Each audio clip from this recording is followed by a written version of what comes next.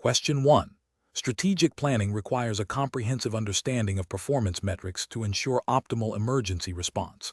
Considering the Fire Dispatcher Roman II certifications focus on key performance indicators, KPI, such as call answer time, call processing time, and accuracy, which of the following approaches best supports strategic planning for service improvement? Option A. Reviewing individual dispatcher performance logs to identify and address any deviations from standard operating procedures. Option B. Focusing solely on meeting the minimum required call answer time targets to ensure immediate acknowledgement of all incoming calls. Option C. Prioritizing the reduction of call processing time to ensure that dispatchers can handle a higher volume of calls efficiently. Option D. Analyzing trends in call answer time and call processing time, and correlating these with dispatch accuracy to identify systemic areas for improvement. Correct answer is D. Analyzing trends in call answer time and call processing time, and correlating these with dispatch accuracy to identify systemic areas for improvement. Explanation. This scenario is professionally challenging because it requires a dispatcher to balance immediate operational needs with long-term strategic goals for service improvement.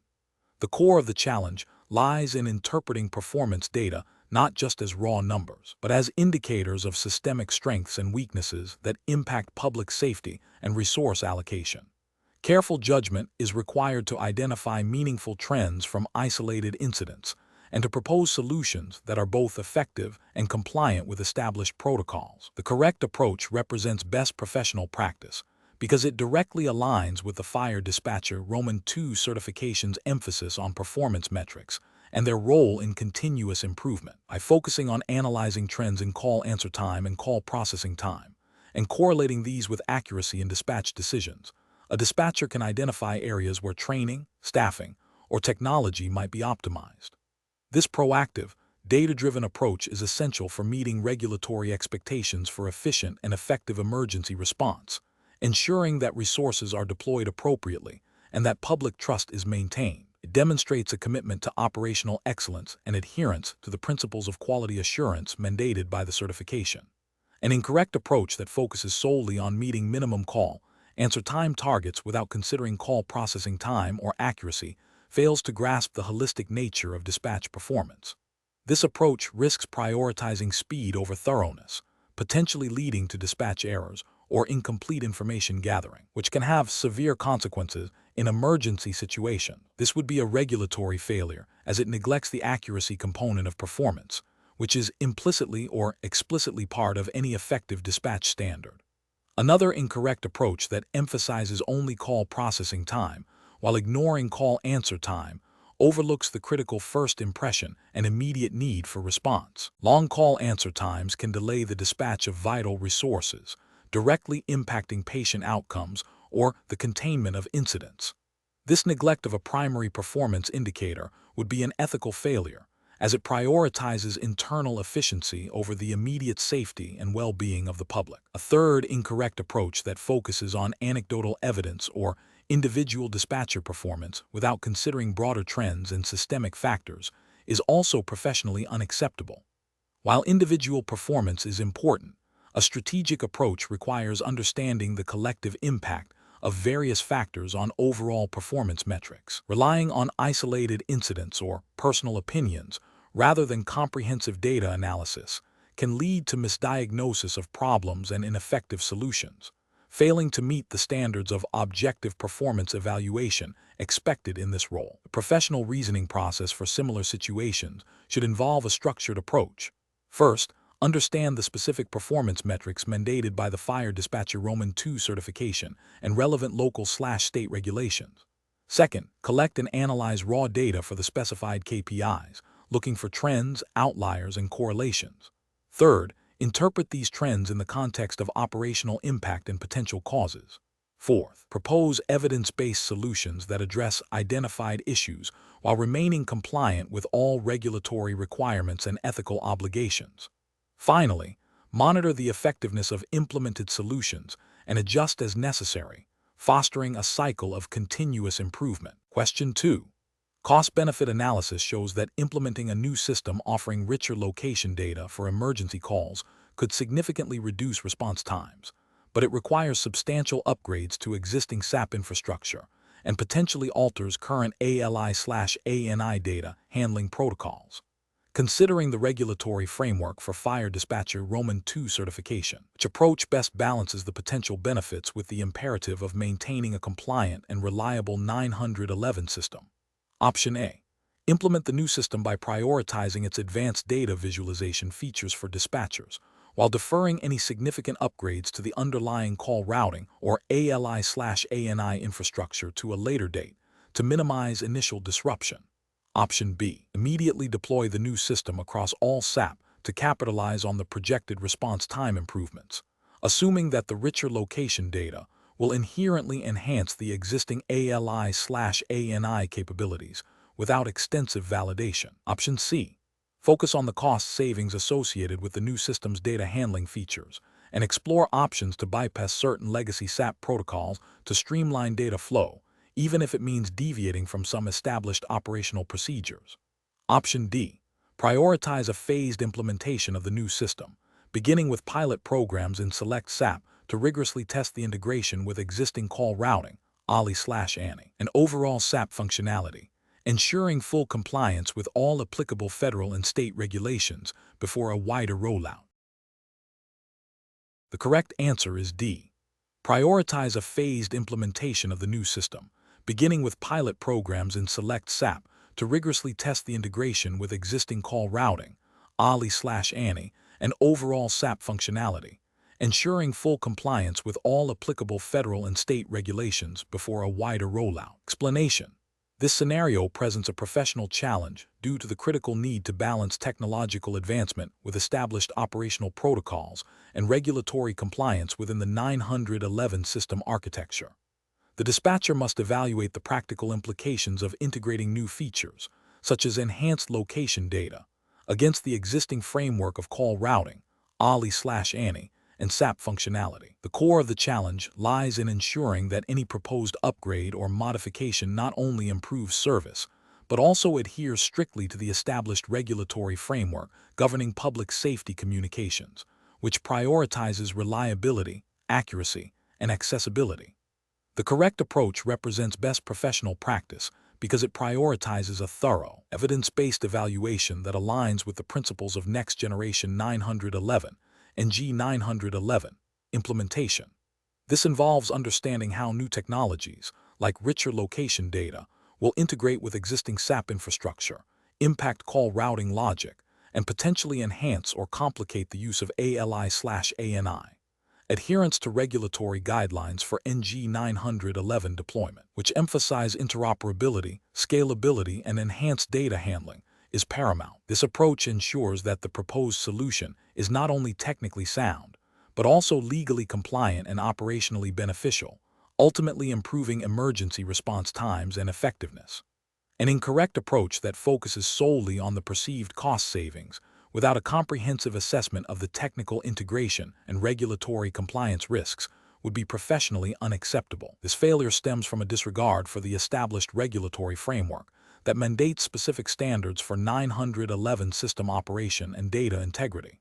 Such an approach could lead to system instability, inaccurate location data, or noncompliance with FCC mandates and state-specific public safety answering point regulations, potentially jeopardizing public safety and incurring significant legal and financial penalties. Another incorrect approach that prioritizes rapid deployment of new features without adequate testing or validation of ALI/ANI accuracy and call routing integrity would also be professionally unsound. This overlooks the fundamental regulatory requirement for reliable and accurate information delivery to SAP.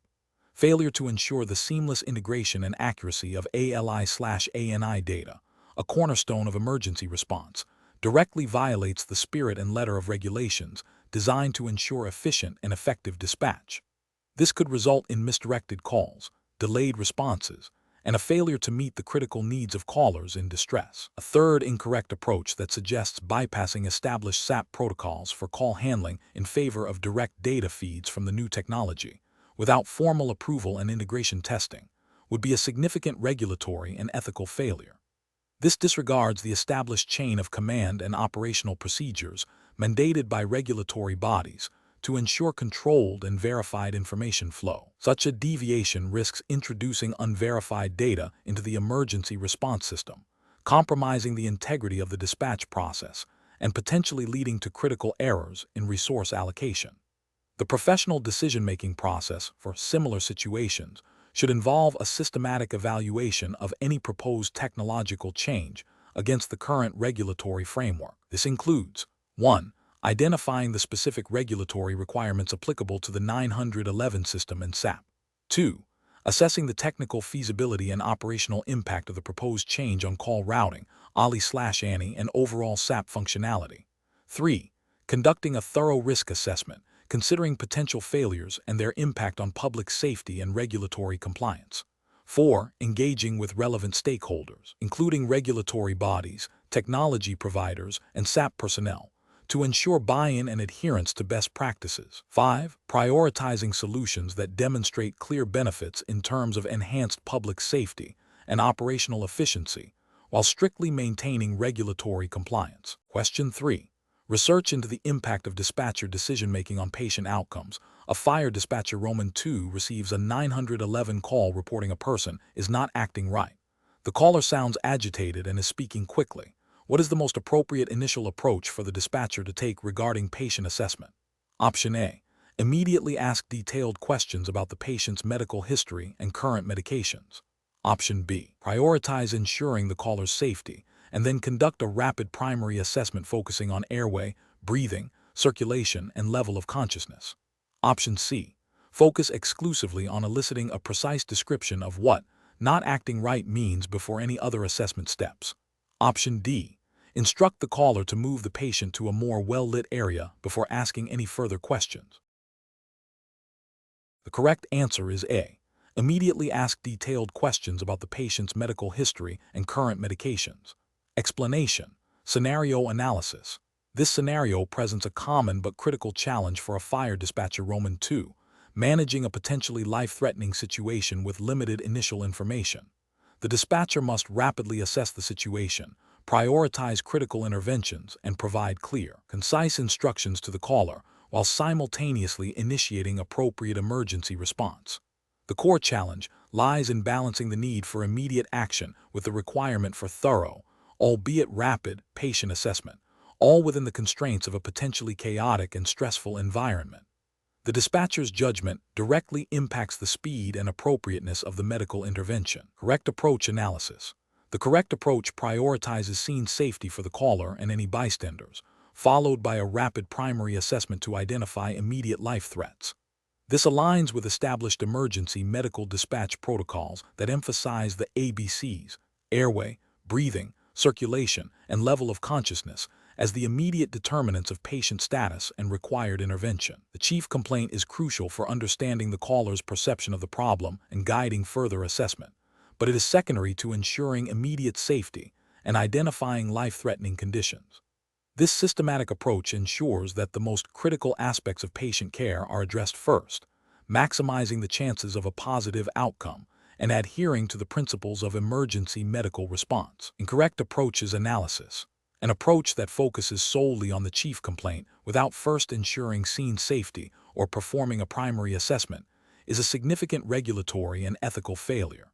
It risks the caller or others being harmed due to an unsafe environment or overlooking a critical, underlying condition that is not immediately apparent from the chief complaint. This violates the dispatcher's duty of care to ensure the safety of all involved. An approach that bypasses the primary assessment to immediately gather detailed secondary information, such as past medical history or specific symptoms, is also professionally unacceptable. While secondary assessment is important, it is only performed after immediate life threats have been addressed. Delaying the ABCs and level of consciousness assessment in favor of less critical details can lead to irreversible harm or death if a critical airway, breathing, or circulation issue is present. This demonstrates a failure to follow established emergency medical dispatch protocols. An approach that neglects to assess the patient's level of consciousness is a critical oversight. Level of consciousness is a key indicator of oxygenation and perfusion to the brain, and a change in mental status can signal a rapidly deteriorating condition. Failing to assess this directly impacts the dispatcher's ability to accurately gauge the severity of the situation and provide appropriate pre-arrival instructions. This is a direct contravention of fundamental patient assessment principles. Professional reasoning. Fire dispatcher Roman II professionals must employ a structured, protocol-driven decision-making process. This begins with a rapid assessment of scene safety. Following this, a systematic primary survey, airway, breathing, circulation, disability/level of consciousness, is paramount to identify and manage immediate life threats. The chief complaint provides context but should not supersede the primary assessment. Secondary assessment follows only when the patient is stable and no immediate life threats are present.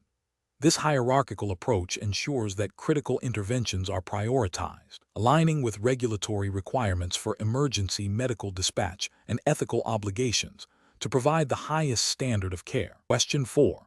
The efficiency study reveals that dispatchers are sometimes hesitant to request detailed vehicle and driver information, leading to potential delays in officer response and increased risk.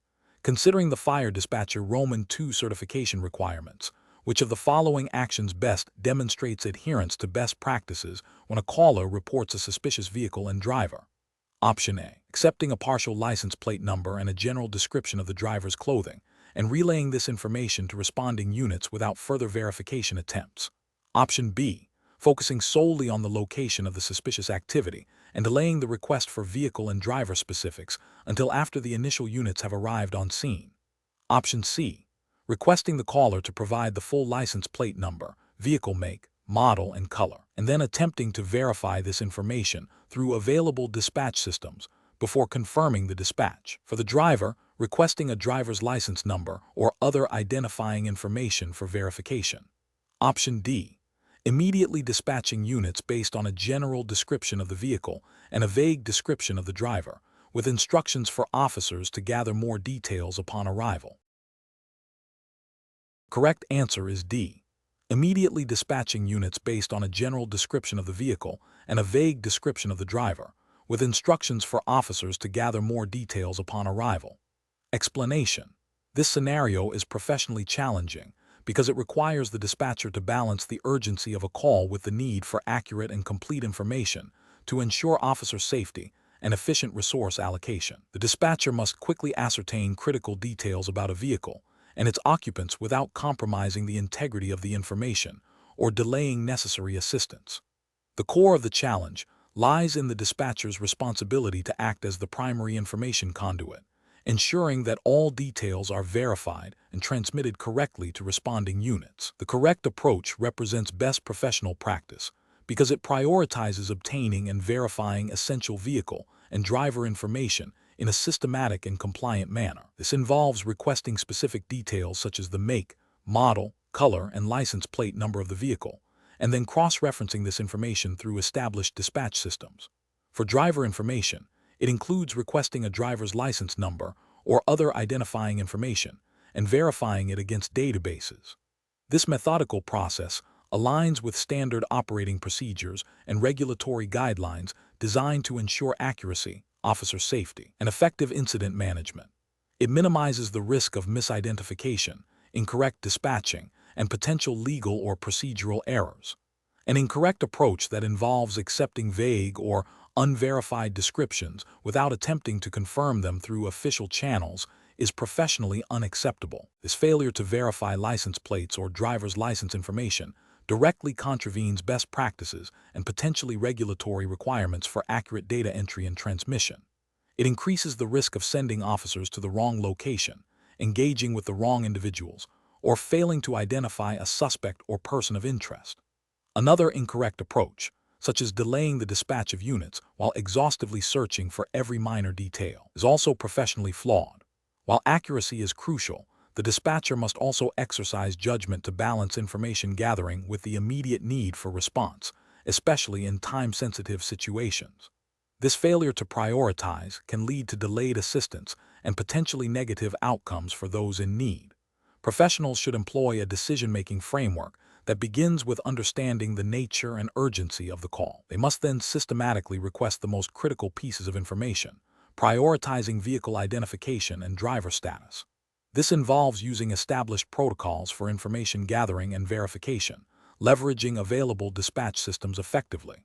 If initial information is incomplete or vague, the dispatcher should employ probing questions to elicit more specific details, while simultaneously initiating checks on any provided information. The ability to multitask, prioritize information, and adhere to procedural guidelines while maintaining clear communication is paramount. Question 5. The control framework reveals that a critical incident is unfolding, requiring constant updates from responding units. The dispatcher has access to a VHF radio system, a trunked radio system, a computer-aided dispatch, CAD system with integrated logging recorders, and a VoIP phone system. When a unit reports a rapidly changing situation, what is the most appropriate and compliant method for the dispatcher to ensure they have the most accurate, real-time situational awareness while adhering to record-keeping requirements? Option A. Actively monitor the trunked radio system for live updates and rely on the CAD system's logging recorder to capture all communications for later review. Option B. Immediately access the VoIP phone system to request a real-time audio feed from the unit's mobile device. Option C. Manually log all incoming radio transmissions into a separate spreadsheet to ensure a detailed personal record. Option D. Rely solely on the logging recorder to replay the unit's initial report and wait for subsequent automated system updates. The correct answer is A. Actively monitor the trunked radio system for live updates and rely on the CAD system's logging recorder to capture all communications for later review. Explanation. The control framework reveals the critical need for dispatchers to understand the capabilities and limitations of their telecommunications equipment to ensure effective and compliant emergency response. This scenario is professionally challenging because a dispatcher must balance the immediate need for information with the technical constraints of the systems they are operating.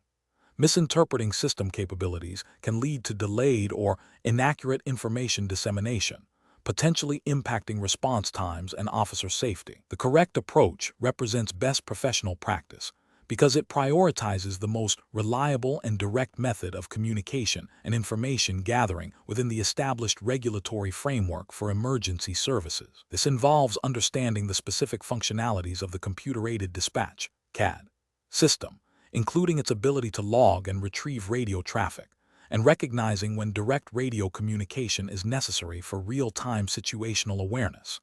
Adhering to protocols for using logging recorders ensures that all critical communications are preserved for later review and analysis, a requirement often mandated by regulatory bodies to maintain accountability and improve operational procedures.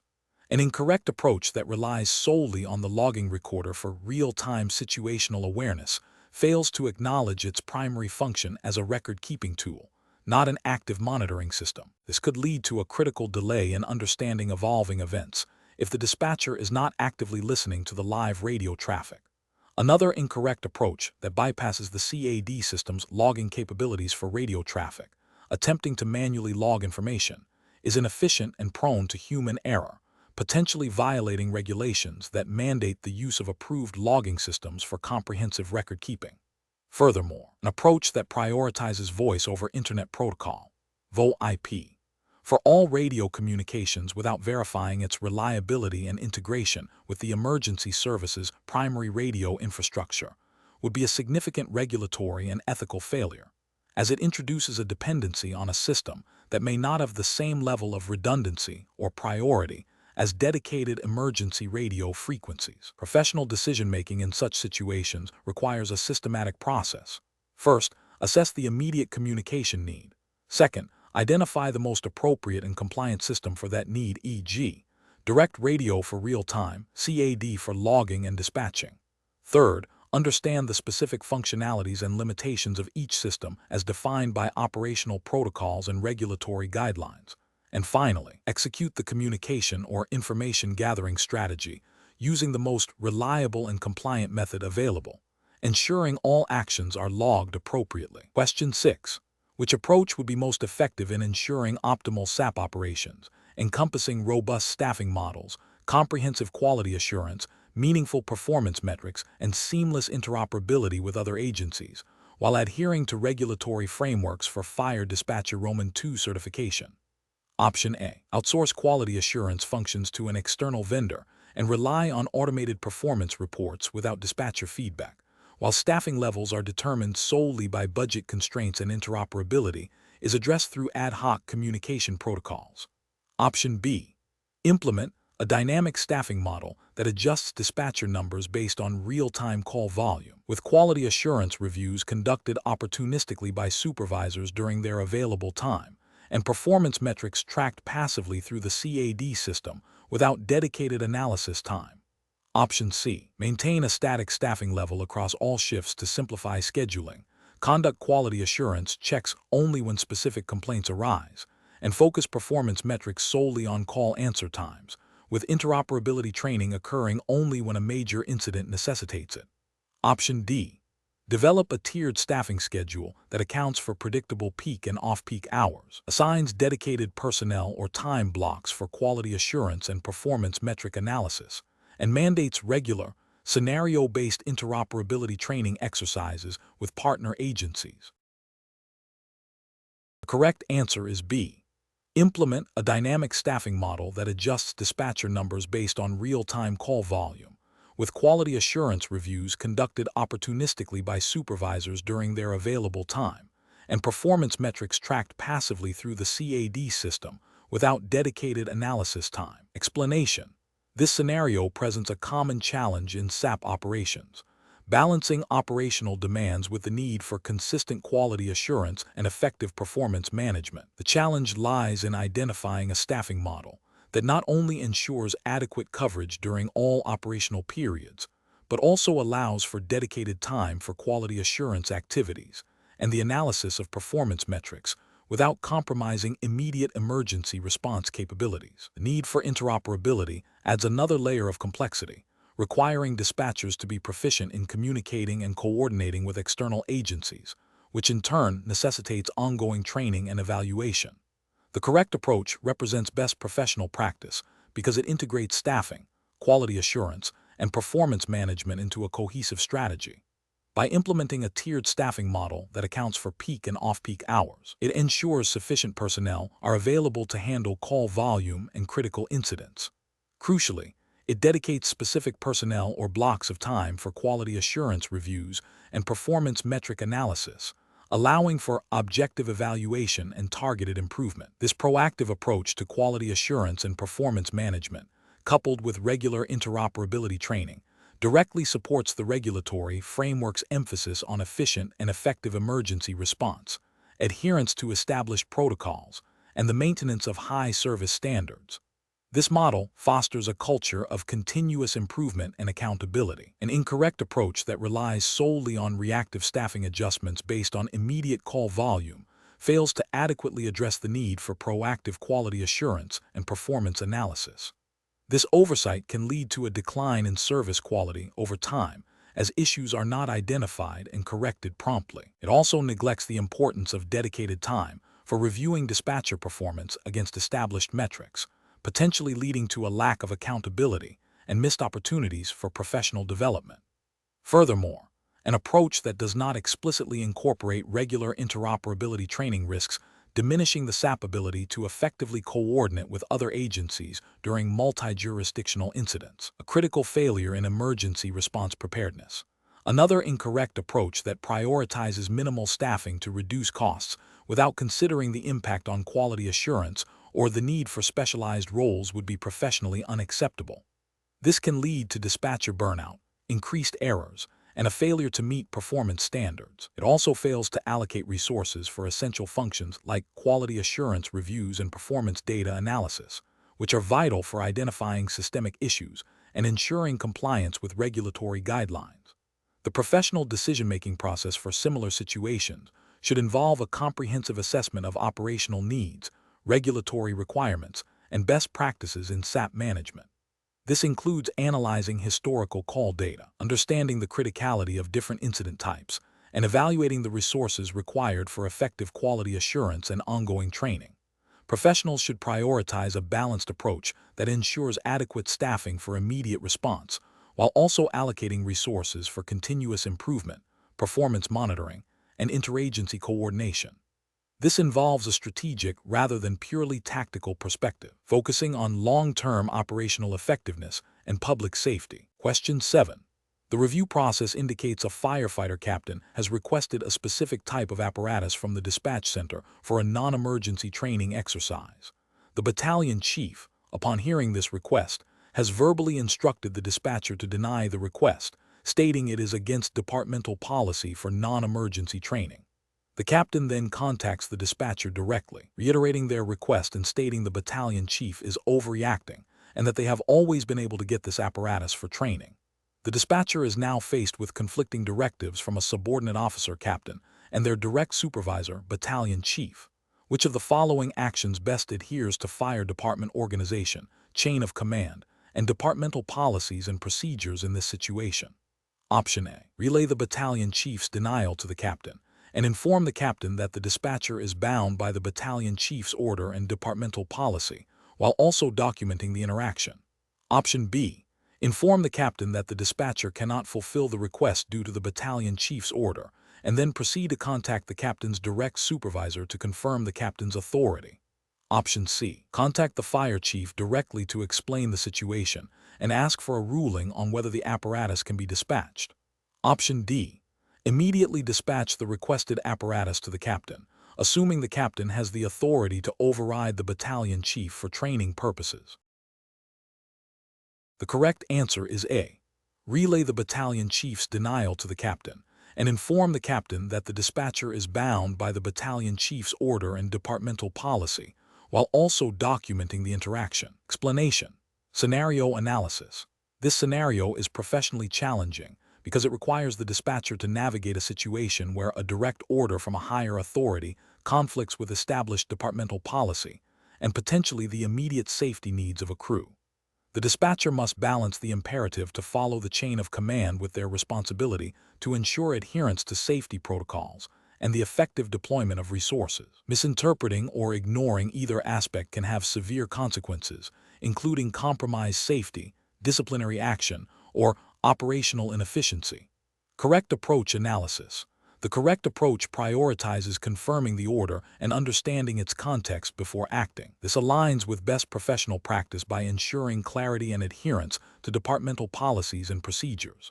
Specifically, it upholds the principle of clear communication and verification within the chain of command. By seeking clarification from the battalion chief, the dispatcher ensures they understand the rationale behind the order and can assess if it aligns with established protocols or if an exception is warranted. This also allows the battalion chief to correct any miscommunication or provide further guidance, reinforcing the chain of command while ensuring policy compliance.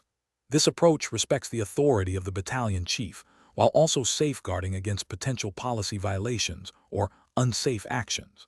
Incorrect approaches analysis. One incorrect approach involves immediately relaying the order without seeking clarification. This fails to uphold departmental policies and procedures by potentially acting on a misunderstood or miscommunicated directive. It bypasses the critical step of verification, which is essential for accurate dispatch and resource allocation. This could lead to an unsafe situation or a violation of established protocols, undermining the dispatcher's role in ensuring operational integrity. Another incorrect approach is to refuse the order outright based solely on a perceived conflict with policy, without attempting to understand the battalion chief's intent or the specific circumstances. This demonstrates a failure to respect the chain of command and can be seen as insubordination. While policy adherence is crucial, there may be valid reasons for a deviation in specific, emergent situations, which the dispatcher is not privy to without further communication. This approach can create unnecessary conflict and hinder effective incident management. A third incorrect approach is to bypass the battalion chief and directly contact the fire chief. This violates the established chain of command. The battalion chief is the direct supervisor responsible for tactical decisions within their area. Escalating the issue without first attempting to resolve it at the immediate supervisory level demonstrates a lack of understanding of departmental structure and can undermine the authority of the battalion chief, leading to confusion and inefficiency. Professional reasoning. Professionals in this role must employ a decision-making process that integrates understanding of departmental structure, policies, and the immediate operational context. This involves 1. Active listening and clarification, Ensure the order is fully understood. 2. Policy review. Mentally or physically cross-reference the order with relevant departmental policies and procedures. 3. Chain of command respect. Always engage with the immediate supervisor first for clarification or to report concerns. 4. Risk assessment. Evaluate the potential safety and operational implications of the order. 5. Professional communication. Maintain a calm, respectful, and clear communication style, even when questioning an order. If a conflict persists and cannot be resolved at the immediate level, follow established protocols for escalation, which typically involves informing the next level of command. Question 8.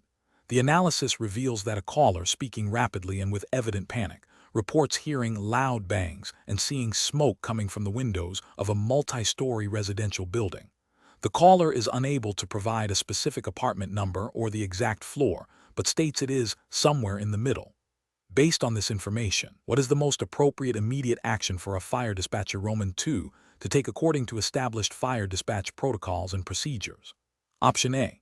Delay dispatch to obtain a precise floor and apartment number from the caller, emphasizing the need for exact details before resources can be mobilized. Option B. Dispatch only a single patrol unit to investigate the loud bangs and smoke before committing fire suppression resources. Option C. Focus on calming the caller and reassuring them that help is on the way, without initiating dispatch until the caller is no longer distressed. Option D. Immediately dispatch appropriate fire suppression units to the reported address, initiating a standard response for a structure fire, while continuing to gather further details from the caller to relay to responding units. Correct answer is D. Immediately dispatch appropriate fire suppression units to the reported address, initiating a standard response for a structure fire, while continuing to gather further details from the caller to relay to responding units. Explanation. Scenario analysis. This scenario presents a common but critical challenge for a fire dispatcher Roman 2, balancing the need for immediate information with the imperative to dispatch resources without delay. The caller's distress and fragmented communication create ambiguity, making it difficult to ascertain the exact nature and severity of the incident. The dispatcher must quickly assess the situation, prioritize actions, and adhere to established protocols while managing the emotional state of the caller. The professional challenge lies in making a rapid, informed decision that ensures the most effective and timely response to a potentially life-threatening situation. Correct approach analysis. The correct approach prioritizes immediate dispatch based on the available, albeit incomplete, information that strongly suggests a fire emergency. This aligns with fire dispatch protocols and procedures that mandate dispatching resources upon receiving credible indicators of a fire, even if all details are not yet confirmed. The protocol emphasizes that the risk of delaying a response outweighs the risk of a potentially misdirected initial dispatch, which can be corrected en route or upon arrival. This approach ensures that the closest available units are en route to the potential scene as quickly as possible, maximizing the chances of a positive outcome. It also demonstrates adherence to the principle of when in doubt, dispatch, a cornerstone of emergency response. Incorrect approaches analysis. One incorrect approach involves delaying dispatch to gather more specific details about the type of fire or the exact location within the building. This failure violates the core principle of rapid response. Regulations and protocols for fire dispatcher Roman 2 certification emphasize that time is a critical factor in fire suppression. Delaying dispatch based on a desire for perfect information can lead to significant property damage and loss of life. Ethically, this approach fails to uphold the duty of care to the public by not acting with the necessary urgency. Another incorrect approach is to dispatch only a minimal response, e.g., a single engine due to the uncertainty. While resource allocation is important, the initial dispatch should be sufficient to address a probable fire emergency. Protocols typically outline a standard initial response for reported fires, which is designed to provide adequate resources for a range of potential scenarios. Undersourcing the initial response based on incomplete information can hinder the effectiveness of the first arriving units and potentially escalate the situation. This represents a failure to follow established procedures for initial fire response. A third incorrect approach is to attempt to calm the caller extensively before dispatching, without simultaneously initiating the dispatch process. While caller management is a crucial skill, it should not supersede the primary responsibility of dispatching resources. Protocols dictate that dispatch should commence concurrently with or immediately after the initial assessment of a credible emergency. Prolonged caller management without dispatch can be interpreted as a failure to prioritize the immediate safety of those potentially affected by the fire. Professional reasoning. Fire dispatchers Roman II must employ a decision-making framework that prioritizes immediate action based on credible indicators of an emergency. This involves 1. Active listening to extract critical information, even if fragmented. 2. Rapidly assessing the information against established protocols for fire incidents. 3. Initiating the standard dispatch procedure for a fire emergency as soon as a credible threat is identified, even if all details are not confirmed. 4. Simultaneously continuing to gather information from the caller to provide updates to responding units. This layered approach ensures that resources are dispatched without undue delay, while still striving for the most accurate situational awareness possible. Question 9. Governance review demonstrates that a dispatcher receiving a 911 call reporting a confirmed structure fire with visible smoke and flames, and the caller stating they believe someone may still be inside, must immediately relay this information to responding units. Considering the core principles of fire suppression, extinguishing agents, ventilation techniques, and search and rescue procedures, which of the following actions represents the most critical and immediate dispatch priority to ensure responder safety and effective incident management? Option A.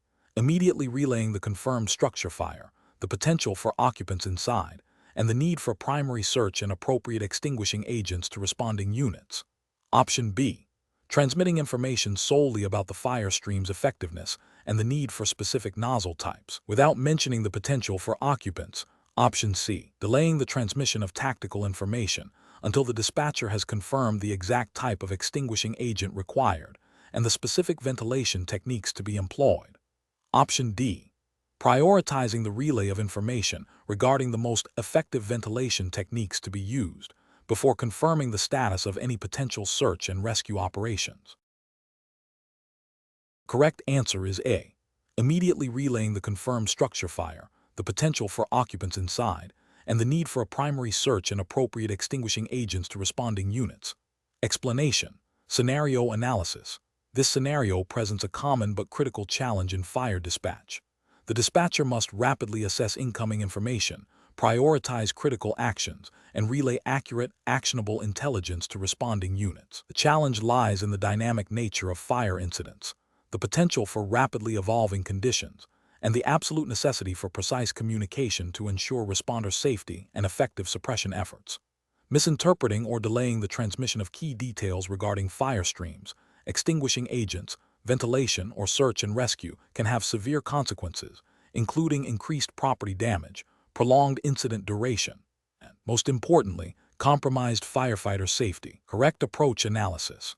The correct approach prioritizes the immediate and accurate relay of information critical to the initial attack and scene safety. This aligns with the fundamental principles of emergency dispatch, emphasizing the dispatcher's role as the crucial link between the public and first responders. By immediately relaying the confirmed presence of a structure fire and the need for specific resources and tactics, like a primary search and appropriate extinguishing agents, the dispatcher ensures that incoming units are mentally and operationally prepared. This proactive communication is vital for establishing command, initiating suppression efforts, and commencing search operations without delay. Directly supporting the Fire Dispatcher Roman II certifications focus on effective incident management and responder safety. Incorrect approaches analysis. An approach that delays relaying critical tactical information until all details are confirmed, while seemingly cautious, is professionally unacceptable. This delay can lead to responders arriving on scene without a clear understanding of the immediate tactical needs, potentially hindering the initial attack and search efforts. This failure to provide timely, actionable intelligence directly contravenes the core responsibility of a dispatcher to facilitate rapid and effective emergency response, potentially violating established protocols for incident initiation and resource deployment. An approach that focuses solely on the fire stream without acknowledging the need for search and rescue is incomplete and professionally deficient. While fire stream management is crucial for suppression, neglecting the immediate need for search and rescue in a confirmed structure fire can lead to critical delays in locating and extricating potential victims. This oversight represents a failure to adhere to established search and rescue protocols, which are paramount in ensuring the safety and well-being of occupants. An approach that prioritizes ventilation techniques over the immediate need for suppression and search is also professionally unacceptable. While ventilation is a critical tactic, its execution must be coordinated with suppression efforts and the ongoing search for victims.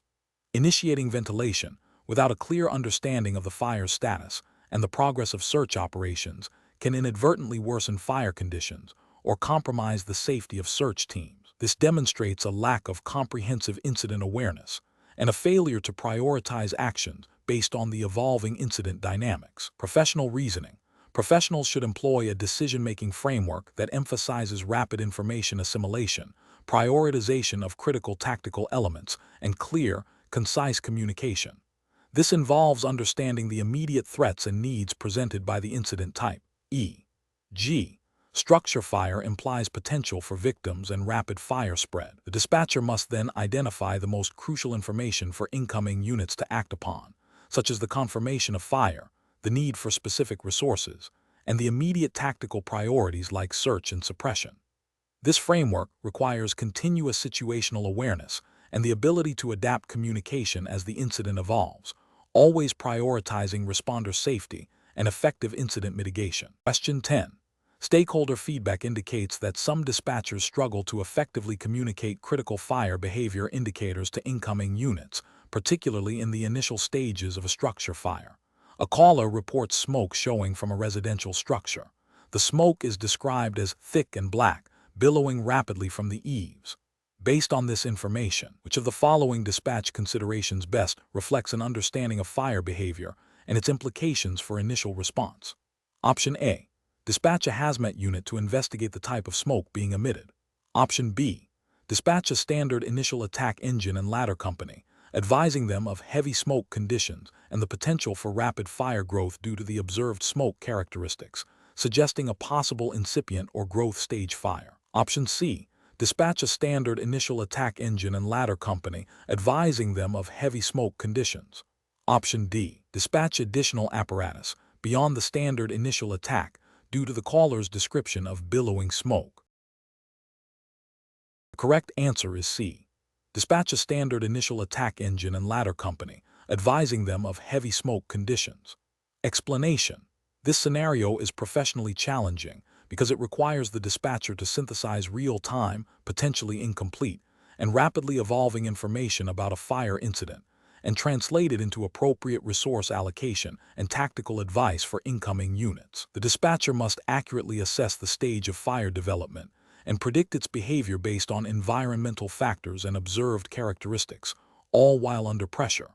This demands a deep understanding of fire science principles and their practical application in a dynamic emergency setting. The correct approach represents best professional practice because it prioritizes the safety of responders and the public by accurately assessing the fire's stage and potential for spread. This allows for the dispatch of appropriate resources and the provision of critical, science-based information to the incident commander, enabling informed tactical decisions.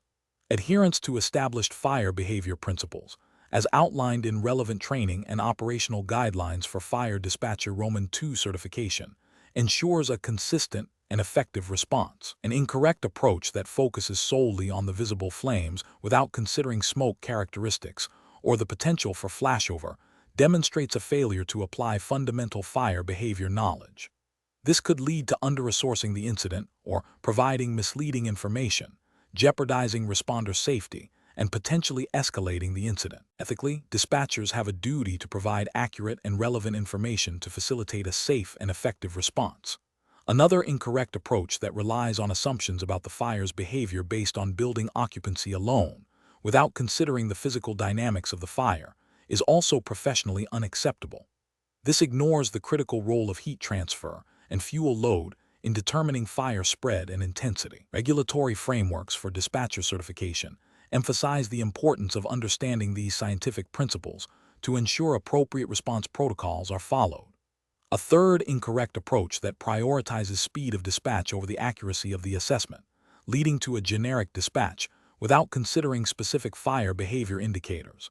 fails to meet the professional standards expected of a fire dispatcher Roman II. This can result in delayed or inadequate response, potentially leading to increased property damage and risk to life. The decision-making process for professionals in such situations involves a systematic evaluation of incoming information, cross-referencing it with knowledge of fire behavior principles, and communicating the most critical and actionable intelligence to responding units. This requires continuous learning and application of training. Question 11. During the evaluation of a 911 call, a distressed caregiver reports that a patient is experiencing a known allergic reaction and requires their prescribed epinephrine autoinjector, but the caregiver is unable to locate it. The caregiver asks the dispatcher to instruct them on how to administer it once found, and also asks if the dispatcher can confirm the correct dosage based on the patient's weight. Option A. Instruct the caregiver on the proper technique for administering the epinephrine autoinjector, and then calculate the appropriate dosage based on the patient's reported weight. Option B. Tell the caregiver that the dispatcher cannot assist with medication administration or dosage calculations, and advise them to wait for the patient's primary care physician to be contacted. Option C. Advise the caregiver to search for the medication, and inform them that the dispatcher will provide detailed instructions on administration and dosage once the medication is found. Option D. Advise the caregiver to locate the medication, and then immediately dispatch advanced life support ALS resources to the scene, while informing them that medical professionals will provide administration guidance upon arrival. Correct answer is D. Advise the caregiver to locate the medication and then immediately dispatch advanced life support ALS resources to the scene, while informing them that medical professionals will provide administration guidance upon arrival. Explanation. Scenario analysis. This scenario is professionally challenging because it places the fire dispatcher Roman II in a position of direct responsibility for a patient's medication, a task that extends beyond typical dispatch duties and carries significant risk. The dispatcher must balance the immediate need for patient care with strict adherence to protocols and the limitations of their role. Misjudgment can lead to adverse patient outcomes, legal repercussions, and a breach of professional conduct. The core challenge lies in recognizing the boundaries of their authority and expertise regarding medication administration. Correct approach analysis. The correct approach involves recognizing the dispatcher's role as a facilitator of care, not a direct provider of medical treatment beyond their certified scope. This means accurately relaying information to appropriate medical personnel and ensuring the patient receives the correct level of care without overstepping their training.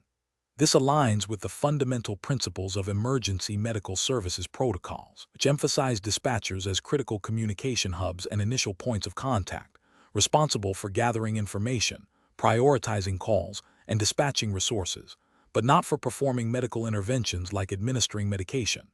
Adherence to these established protocols is paramount for patient safety and legal compliance.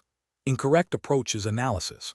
One incorrect approach involves attempting to administer the medication directly. This is a critical failure because fire dispatcher Roman II personnel are not trained or authorized to administer medications.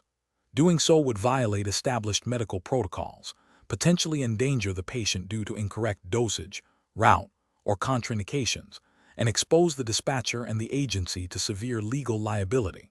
It represents a direct breach of the dispatcher's defined scope of practice. Another incorrect approach is to ignore the request entirely. While the dispatcher cannot administer the medication, completely disregarding the patient's or caregiver's expressed need for medication is a failure in patient advocacy and communication. It neglects the dispatcher's responsibility to ensure the patient receives appropriate care, even if that means escalating the situation to a higher level of medical authority. This approach fails to uphold the ethical obligation to respond to patient needs within the scope of their role. A third incorrect approach is to provide detailed medical advice on how to administer the medication without direct medical supervision. This is also a failure because, while the dispatcher can relay information, providing specific instructions on medication administration requires a licensed medical professional's assessment and guidance. The dispatcher lacks the clinical judgment to assess the patient's current condition, potential drug interactions, or the appropriateness of the medication at that precise moment. This constitutes practicing medicine without a license and poses a significant risk to the patient. Professional reasoning. Professionals in this role should employ a decision-making framework that prioritizes patient safety and adherence to established protocols. This involves 1. Active listening and information gathering. Understand the caller's request and the patient's situation. 2. Scope of practice assessment. Immediately determine if the request falls within the dispatcher's authorized duties and training. 3. Protocol adherence. Consult and follow established emergency medical service protocols for medication-related requests. 4. Resource activation. If the request requires medical intervention beyond the dispatcher's scope, immediately dispatch appropriate medical personnel, e.g., paramedics, EMT. 5. Clear communication. Relay all relevant information accurately and concisely to responding units, and if necessary, to the caller regarding what actions are being taken. 6. Documentation. Accurately record all details of the call and actions taken. Question 12. System analysis indicates that a 911 caller reports hearing loud bangs and seeing flashing lights from a neighboring commercial building. The caller sounds agitated, but provides no specific details about the nature of the event or any visible signs of fire or immediate danger. Based on established fire dispatcher Roman II protocols, which of the following represents the most appropriate initial incident prioritization and resource allocation strategy? Option A. Dispatch a single engine company to investigate the loud bangs and flashing lights while gathering further information from the caller and other available sources. Option B. Immediately dispatch multiple engine companies, a ladder truck, and a chief officer due to the potential for an explosion or active shooter incident, given the caller's agitation. Option C. Dispatch a police unit to the scene to assess the situation, as the report of loud bangs and flashing lights is more indicative of a law enforcement matter. Option D. Advise the caller to observe the situation further and call back if they see any smoke or flames before considering any dispatch. Correct answer is A. Dispatch a single engine company to investigate the loud bangs and flashing lights while gathering further information from the caller and other available sources. Explanation. This scenario presents a common challenge for fire dispatcher Roman II professionals, balancing the immediate need for response with the accurate assessment of incident severity and appropriate resource allocation. The core difficulty lies in the dynamic nature of emergency calls, where initial information may be incomplete or misleading, requiring rapid, informed decision-making under pressure.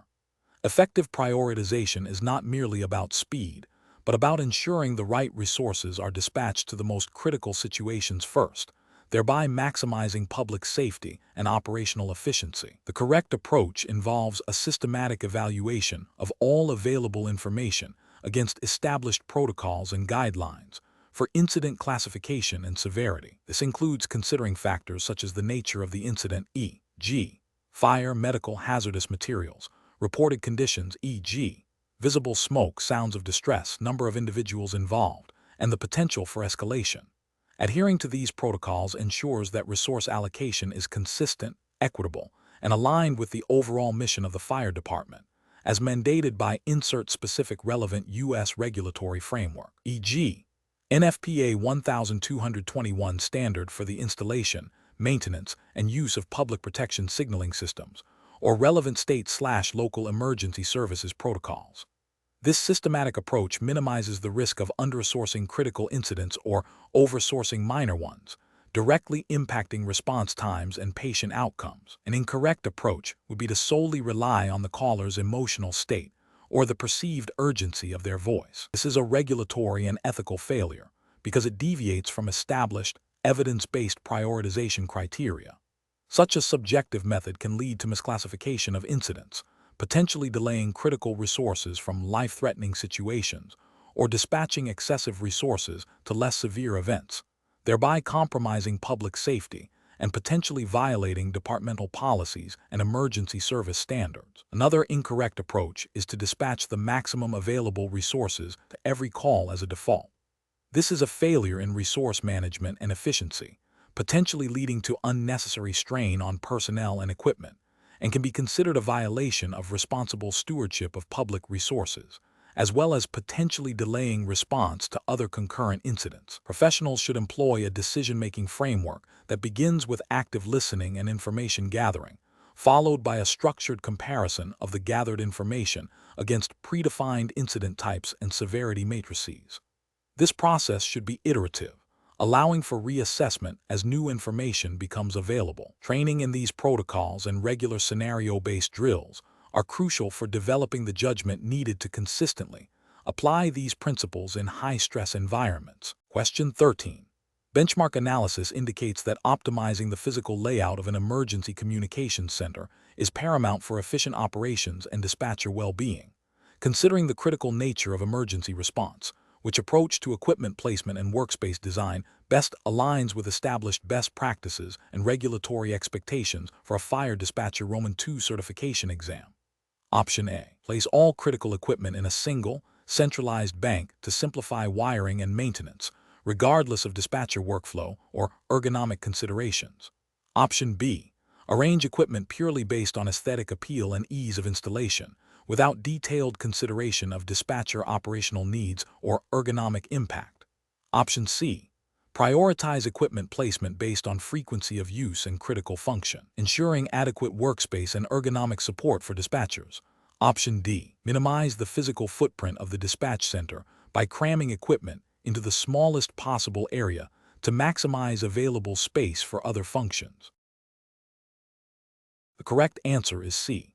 Prioritize equipment placement based on frequency of use and critical function, ensuring adequate workspace and ergonomic support for dispatchers. Explanation. Scenario analysis. This scenario presents a common challenge in emergency communications centers, balancing the need for immediate access to critical equipment with the imperative of maintaining a safe, efficient, and ergonomically sound workspace for dispatchers. Physical layout directly impacts response times, dispatcher well-being, and the ability to handle high-stress situations effectively.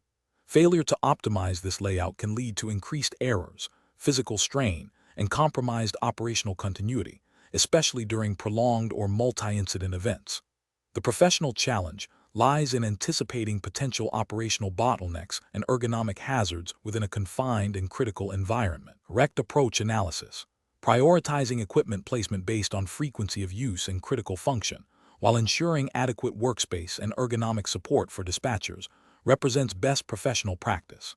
This approach directly addresses the core principles of emergency communications center design, emphasizing operational efficiency and dispatcher health. Regulatory frameworks and best practice guidelines for emergency dispatch centers, such as those outlined by APCO International Association of Public Safety Communications Officials and NENA, National Emergency Number Association, in the U.S., stress the importance of human factors engineering and operational workflow optimization. Placing frequently accessed consoles, communication panels, and critical monitoring systems within easy reach of dispatchers minimizes unnecessary movement and reaction time. Furthermore, ensuring sufficient desk space, adjustable seating, and proper monitor placement directly mitigates ergonomic risks, reducing the likelihood of musculoskeletal injuries and fatigue, which are critical for sustained performance under pressure. This aligns with the ethical obligation to provide a safe and effective working environment. Incorrect approaches analysis.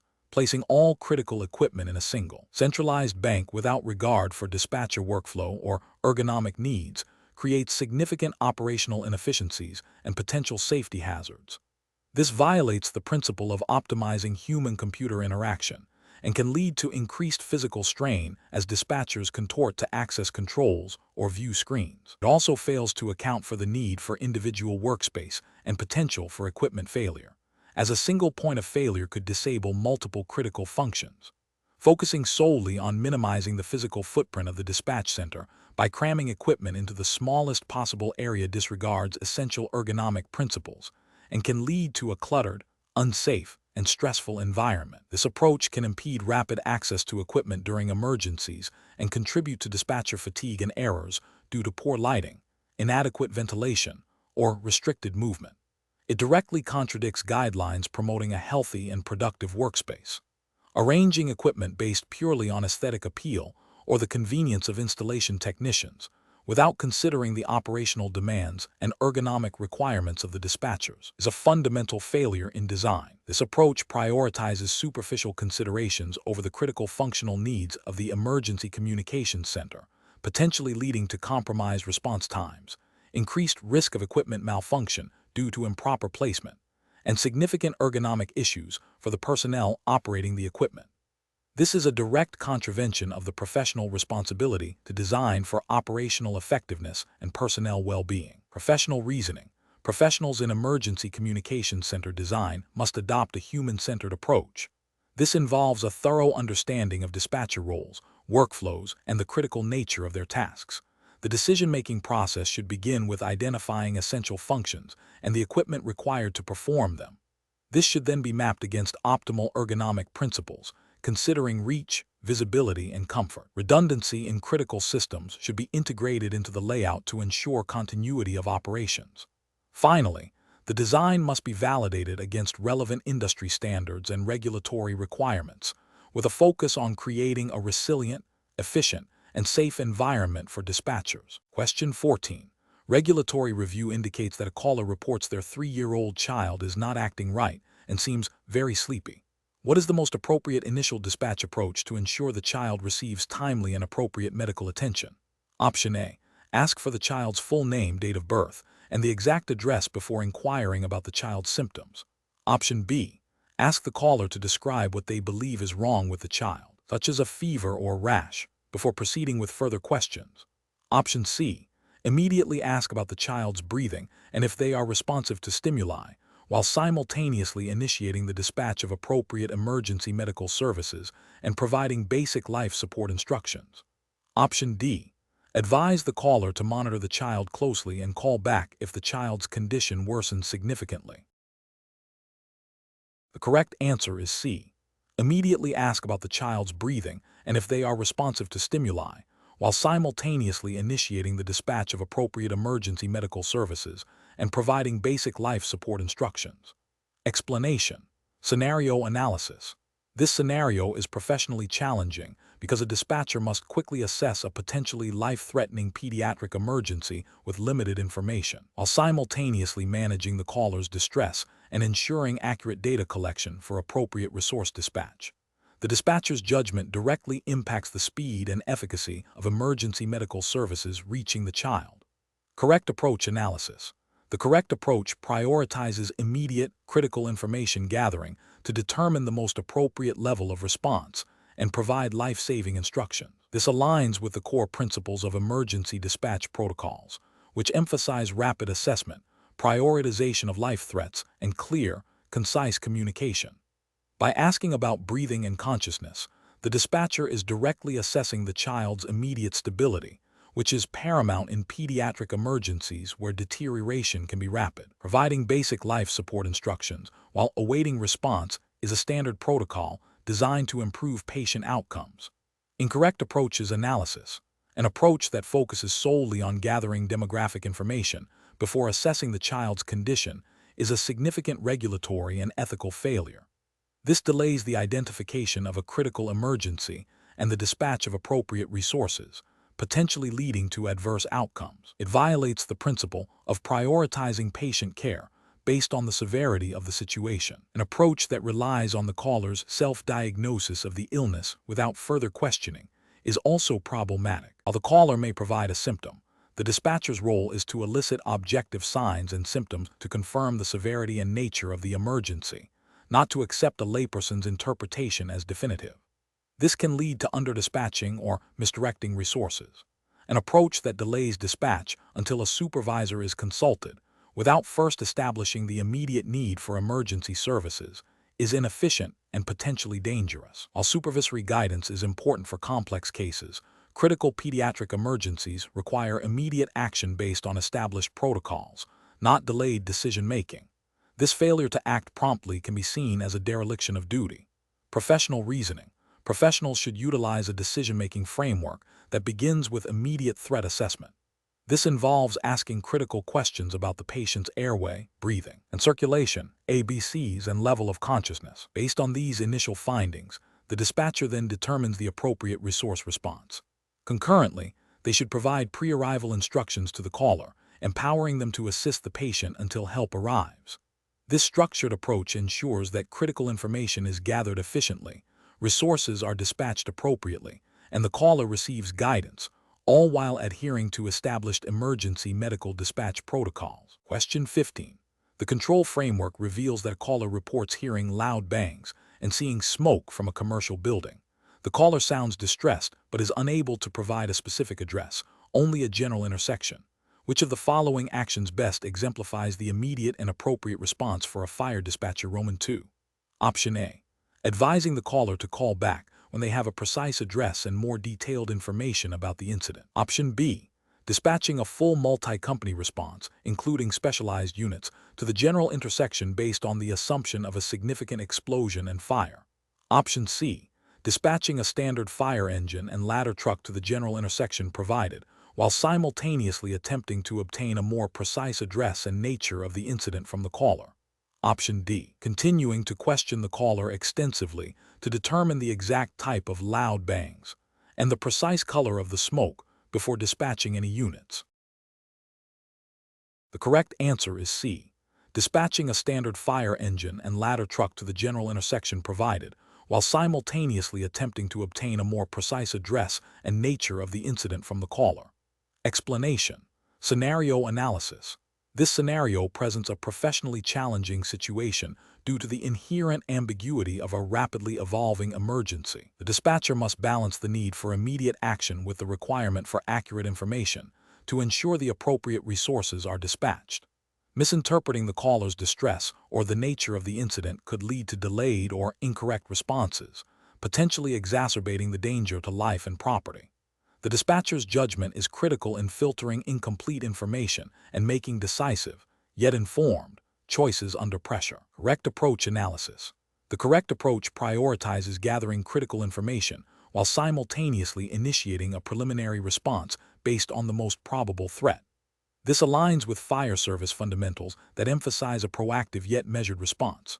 Regulations and best practices for fire dispatchers, such as those outlined in the Firefighter Roman 2 certification framework, mandate the collection of essential details: location, nature of incident, number of people involved, while also recognizing the need to dispatch initial resources to mitigate potential harm as quickly as possible. This approach demonstrates adherence to the principle of scene safety and resource allocation by not waiting for perfect information if a credible threat exists. Incorrect approach is analysis. An approach that solely focuses on obtaining a complete and detailed report before dispatching any resources is professionally unacceptable. This fails to acknowledge the urgency of many fire emergencies and violates the fundamental principle of rapid response.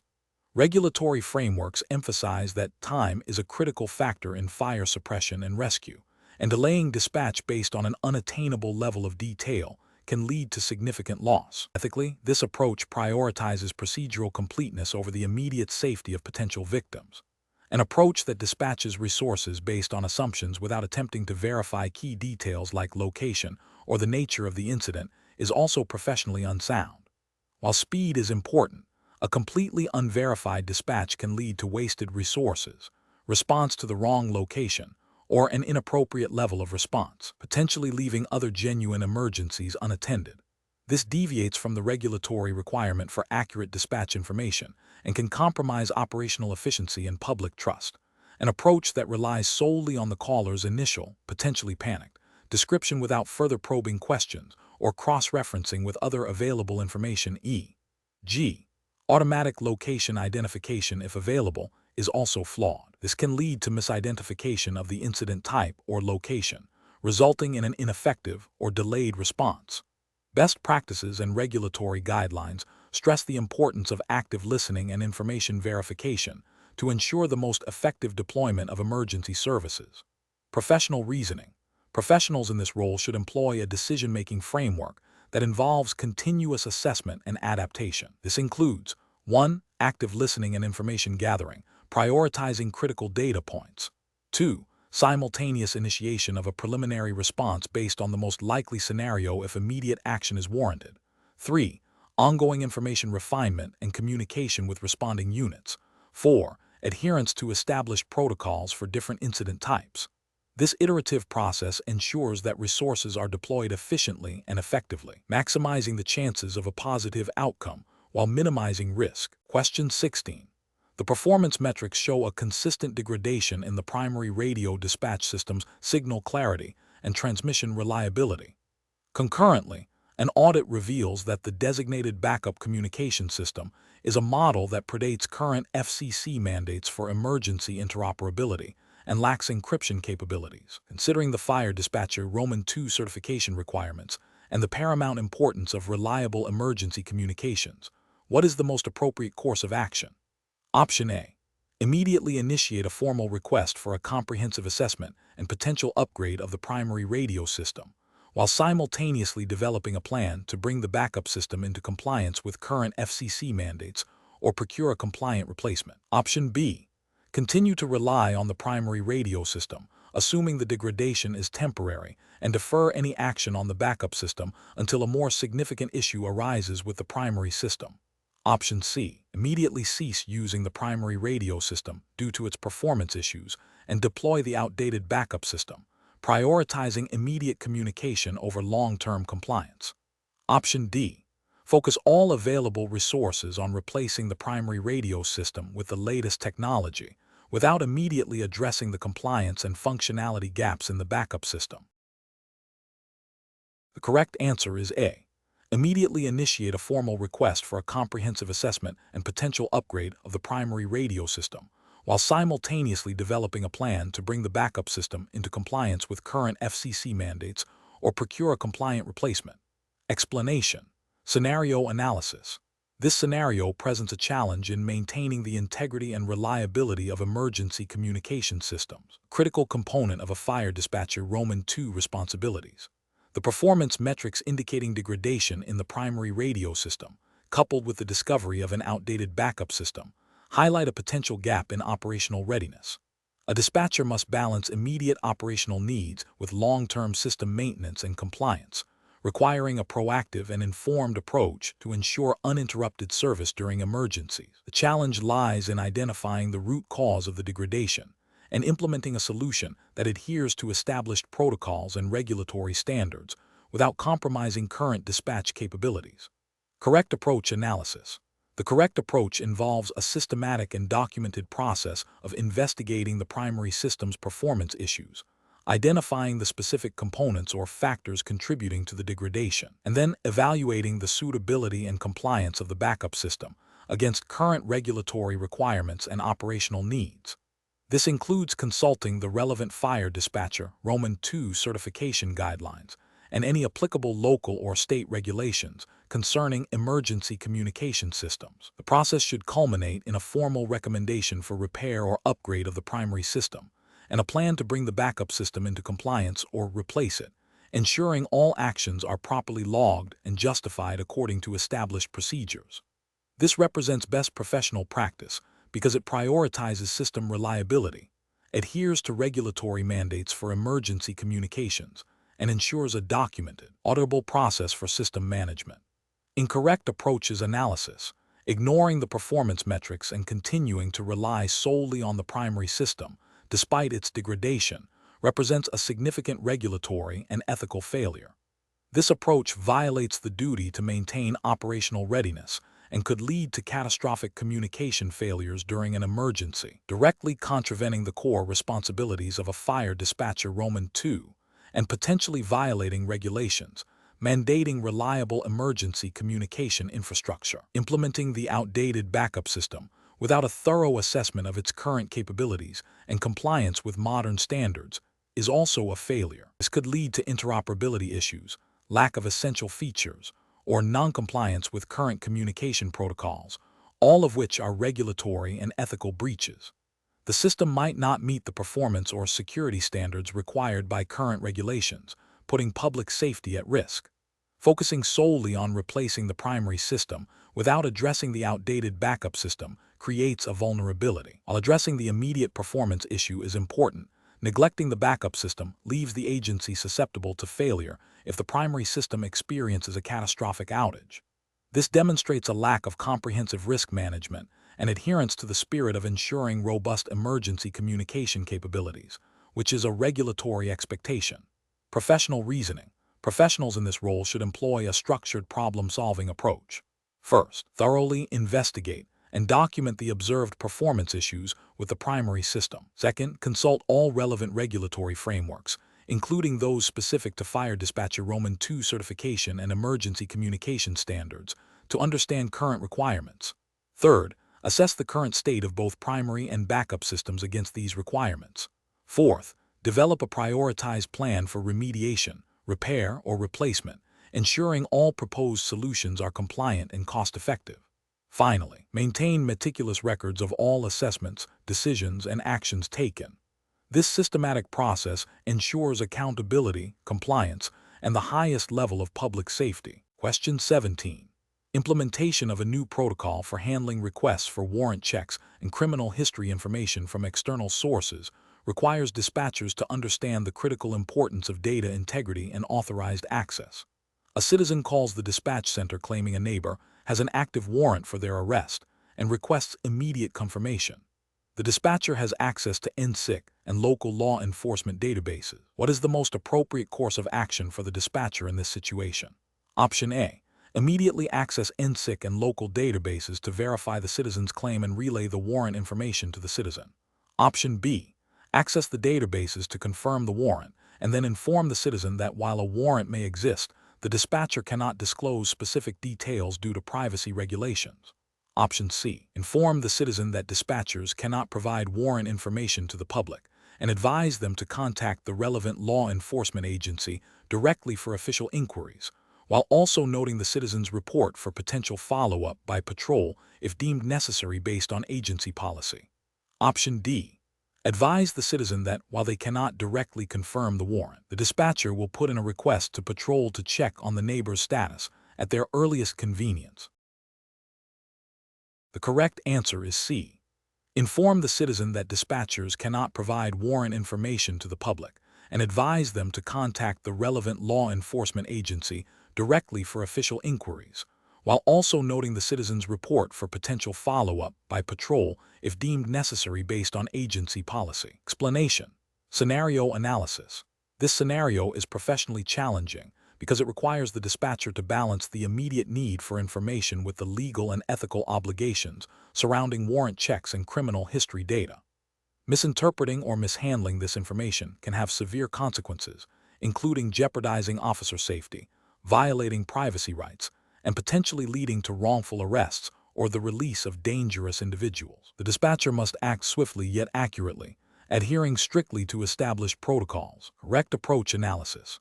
The correct approach prioritizes officer safety and legal compliance by verifying the information through the appropriate official channels. This aligns with the fundamental principles of dispatcher training, which emphasize accuracy and adherence to protocol when accessing and relaying sensitive information.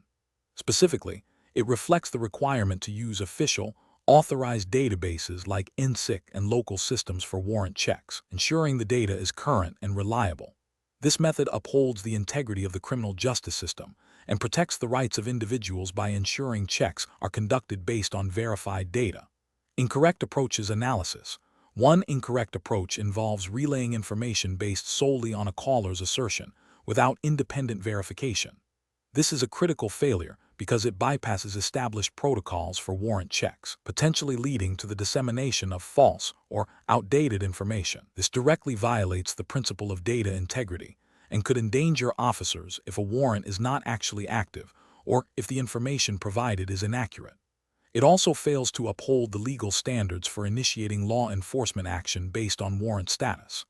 Another incorrect approach is to delay the check until a more convenient time, or to dismiss the request as low priority without proper assessment. This is a failure in risk management and operational efficiency. Warrant information is often time-sensitive and directly impacts officer safety and the potential apprehension of a suspect. Failing to conduct a timely check, even if the caller seems credible, can allow a suspect to evade capture or create a dangerous situation for responding officers who are unaware of the full picture. This also neglects the dispatcher's role in providing critical support to field personnel.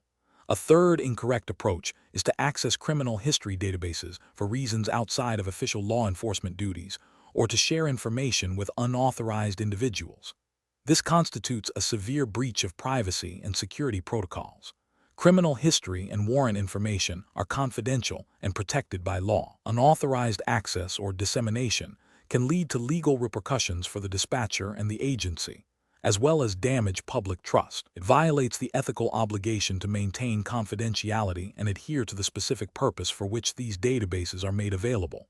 Professional reasoning. When faced with a request for a warrant check or criminal history, a dispatcher must follow a structured decision-making process. First, identify the requesting party and their authority.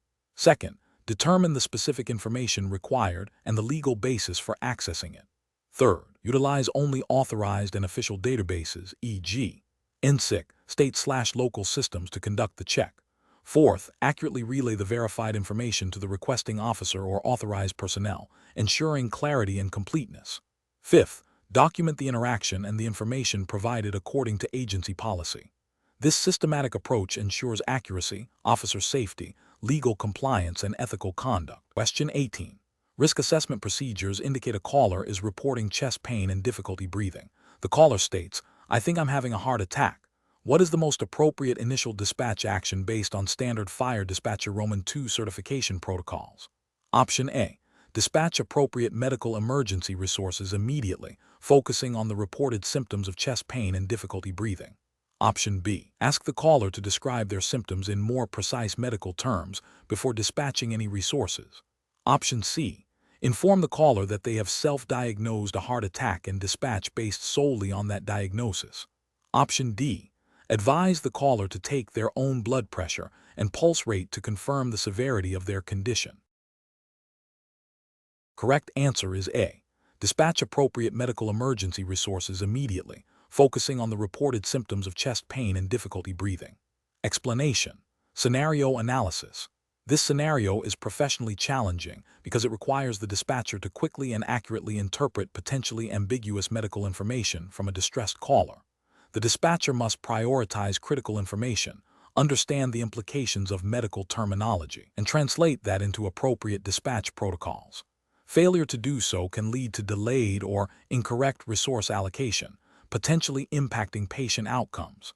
The dispatcher's role is to bridge the gap between the caller's subjective description and the objective needs of emergency medical services. Correct approach analysis. The correct approach demonstrates best professional practice by prioritizing the caller's description of symptoms and observable signs over their self-diagnosis. This aligns with fire dispatcher Roman II certification guidelines, which emphasize gathering objective information to facilitate appropriate medical response. By focusing on difficulty breathing and chest pain, the dispatcher is capturing key subjective symptoms that directly correlate to potential life-threatening conditions like myocardial infarction or pulmonary embolism. This approach ensures that the dispatcher is collecting actionable data for medical responders, rather than relying on the caller's potentially inaccurate medical interpretation. This adheres to the ethical principle of acting in the best interest of the patient by ensuring the most appropriate level of care is dispatched based on observed or reported symptoms. Incorrect approach is analysis. One incorrect approach would be to solely focus on the caller's stated condition of heart attack. While a heart attack is a serious possibility, the caller may be misinterpreting their symptoms. Relying solely on this self-diagnosis could lead to under-dispatching resources if the actual condition is less severe, but still requires immediate attention. Or it could lead to a misallocation of resources if the symptoms point to a different, equally or more critical, emergency. This fails to adhere to the regulatory requirement of gathering comprehensive information. Another incorrect approach would be to dismiss the caller's concerns because they are not using precise medical terminology. Emergency dispatchers are trained to elicit information from laypersons who may not have medical knowledge. Ignoring or downplaying symptoms because they are not phrased in clinical terms is a failure to meet the professional standard of care and could result in a delayed response to a critical medical event. This violates the ethical duty to provide assistance and the regulatory expectation of effective communication. A further incorrect approach would be to ask the caller for their blood pressure or pulse rate without providing clear instructions or confirming their ability to obtain this information safely. This could lead to the caller attempting to take vital signs without proper training, potentially causing harm or providing inaccurate data. The dispatcher's role is to gather information that can be reliably obtained by the caller or to dispatch appropriate personnel to assess the situation. This approach could be seen as exceeding the dispatcher's scope and potentially creating a hazardous situation. Professional reasoning. Professionals should employ a systematic approach to information gathering. This involves active listening, open-ended questions to elicit symptoms, and probing questions to clarify observable signs. Dispatchers should be trained to recognize common symptom clusters associated with critical medical emergencies and to translate layperson descriptions into appropriate medical terminology for responding units. When faced with ambiguity, prioritizing the most severe potential conditions based on reported symptoms is crucial. The decision-making process should always be guided by the principle of patient safety and the efficient allocation of emergency resources, in accordance with established protocols and training. Question 19. Market research demonstrates that effective pre-arrival instructions during obstetrical emergencies are critical for improving maternal and newborn outcomes. A caller reports that their partner is experiencing sudden, intense abdominal pain and believes labor has begun, but they are unsure if it is a true emergency or if they should wait. As a fire dispatcher Roman 2, what is the most appropriate initial risk assessment and action? Option A. Advise the caller to monitor the situation for another 30 minutes and only dispatch if the symptoms worsen significantly, while providing general advice on comfort measures. Option B. Ask detailed questions about the caller's medical history, the duration of the pain, and any previous pregnancy complications before considering dispatching medical assistance. Option C. Immediately dispatch an ambulance with appropriate medical personnel and begin providing clear, step-by-step instructions for managing labor and delivery, focusing on immediate safety concerns for mother and baby, while gathering further details as the situation allows. Option D. Instruct the caller to transport their partner to the nearest hospital themselves, as this is likely a non-emergent situation that can be handled at a medical facility. The correct answer is C. Immediately dispatch an ambulance with appropriate medical personnel and begin providing clear, step-by-step instructions for managing labor and delivery, focusing on immediate safety concerns for mother and baby, while gathering further details as the situation allows. Explanation. This scenario presents a professionally challenging situation due to the inherent unpredictability and urgency of obstetrical emergencies, particularly labor and delivery outside of medical facility. The dispatcher must rapidly assess the situation, prioritize immediate actions, and provide clear, concise instructions to untrained callers, while simultaneously coordinating emergency medical services. The challenge lies in balancing the need for immediate life-saving interventions with the dispatcher's role as a remote guide, ensuring the caller feels supported and capable of following instructions. Careful judgment is required to differentiate between a true emergency, requiring immediate dispatch, and a situation that can be managed with remote guidance until EMS arrives. The correct approach represents best professional practice because it prioritizes the safety of both mother and newborn by immediately dispatching appropriate medical resources while providing crucial, step-by-step guidance tailored to the caller's situation. This aligns with the core principles of emergency dispatch, emphasizing rapid response and effective pre-arrival instructions. Regulatory frameworks for emergency medical dispatch, such as those governing fire dispatcher Roman 2 certification, mandate prompt dispatch of appropriate personnel and the provision of life-sustaining instructions. Ethical considerations also dictate that the dispatcher act in the best interest of the patient, which includes ensuring timely medical intervention and support. An incorrect approach that focuses solely on gathering extensive historical medical information before dispatching EMS would be a significant regulatory and ethical failure. This delays critical medical intervention, potentially leading to adverse outcomes for both mother and infant, violating the dispatcher's duty of care and potentially contravening protocols for emergency response. Another incorrect approach, such as providing overly complex or ambiguous instructions without confirming the caller's understanding or ability to comply, also represents a failure. This could lead to confusion, inaction, or incorrect actions by the caller, jeopardizing patient safety and failing to meet the standard of care expected of a certified dispatcher. Furthermore, an approach that dismisses the urgency of the situation based on the caller's initial description without a thorough risk assessment would be a critical failure, potentially delaying necessary dispatch and life-saving interventions. Professionals should employ a decision-making framework that begins with immediate scene safety assessment, if applicable and possible through caller description, followed by rapid identification of the chief complaint and its urgency. This framework involves active listening, clear and concise questioning to gather essential information, and immediate dispatch of appropriate resources based on established protocols.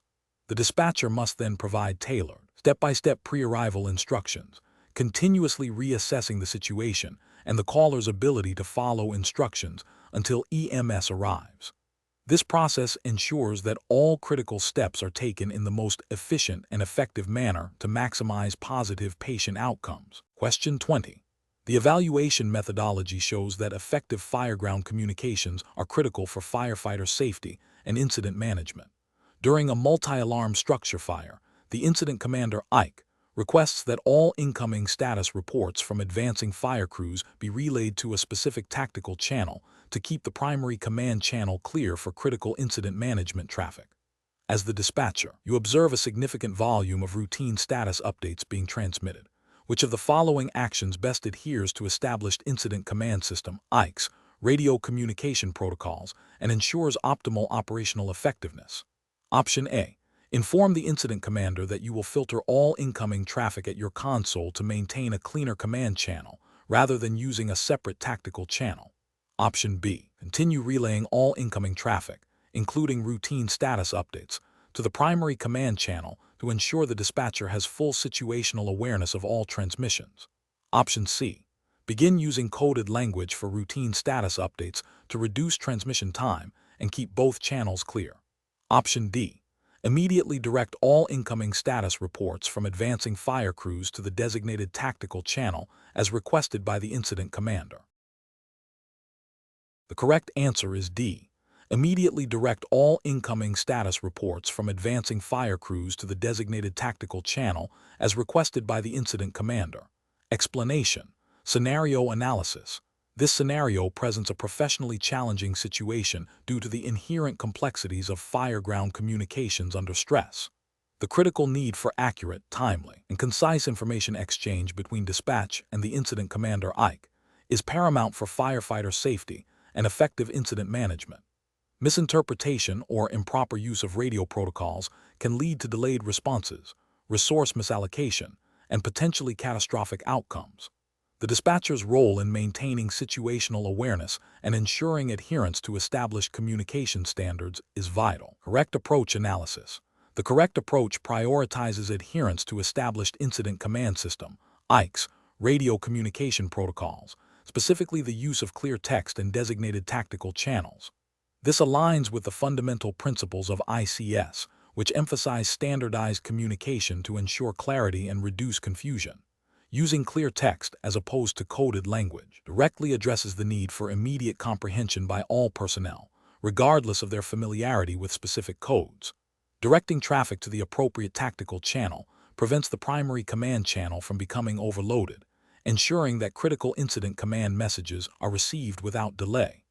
This approach represents best professional practice because it directly supports firefighter safety by ensuring clear, unambiguous communication, and it upholds the integrity of the ICS structure by facilitating efficient command and control. Regulatory frameworks for fire service communications universally mandate clear text and adherence to ICS protocols for these reasons. Incorrect approaches analysis. One incorrect approach involves the dispatcher unilaterally deciding to use coded language for brevity. This is a significant regulatory and ethical failure.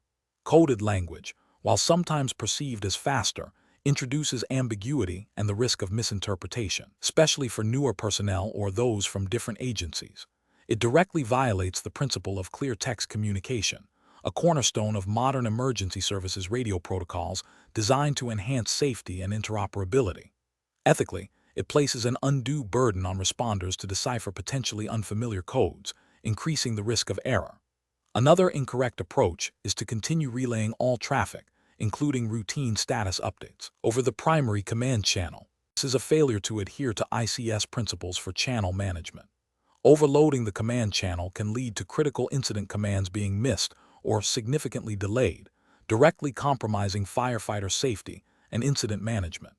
It demonstrates a lack of understanding of how to effectively utilize the communication infrastructure to support the incident command structure, a key competency for a fire dispatcher Roman 2. A third incorrect approach is to ignore the IC's request for a specific tactical channel and instead direct all incoming traffic to the dispatcher's console for filtering. This undermines the authority of the IC and disrupts the established ICS communication flow. The IC is responsible for managing the incident, including its communication needs. The dispatcher's role is to facilitate the IC's communication strategy, not to override it. This failure demonstrates a lack of respect for the ICS structure and a misunderstanding of the dispatcher's supportive role, potentially leading to communication breakdowns and safety hazards. Professional reasoning. Professionals in this role should employ a decision-making framework that begins with understanding and internalizing the established ICS communication protocols. When faced with a communication challenge, the first step is to identify the core principle being tested in this case: clear text and channel management. The dispatcher should then evaluate potential actions against these established protocols and their impact on firefighter safety and incident command effectiveness. The framework involves 1. Recognizing the communication request and its context within the ICS. 2. Recalling and applying the relevant communication protocols, clear text, channel discipline. 3. Assessing the potential consequences of each communication strategy on situational awareness, command efficiency, and responder safety. 4. Selecting the option that best upholds regulatory requirements and ethical responsibilities for clear, efficient, and safe communication.